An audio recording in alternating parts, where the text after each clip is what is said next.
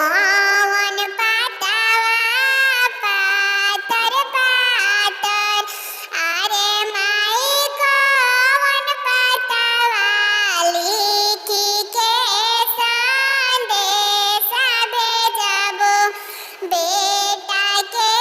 पापा के भीरी, बेटा के चाचा के भीरी, अरे माई कौन पातावा लिखी के संदेशा भेजबो, बेटा के पापा के भीरी, बेटा के चाचा के भीरी, आम पातावा तरे तर माहुइया पातावा चाकर चाकर, अरे माई पीपर पातावा लिखी के संदेशा भेजबो, बेटा के पापा के भीरी, बेटा के चाचा के भीरी,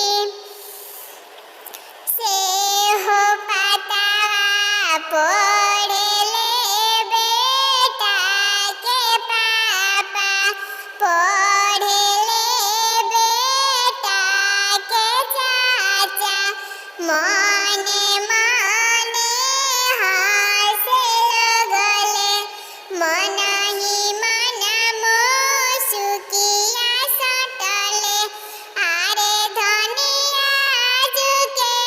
जनमावल बेटा ससुरिया, अरे धनिया जुके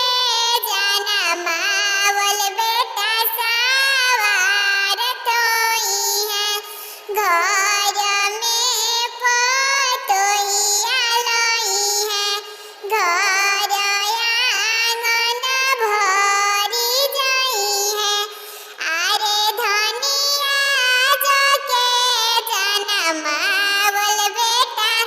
सवारत होइले, घर में पतोहिया लई है, घर आंगन खिली जाई है, से हो पातावा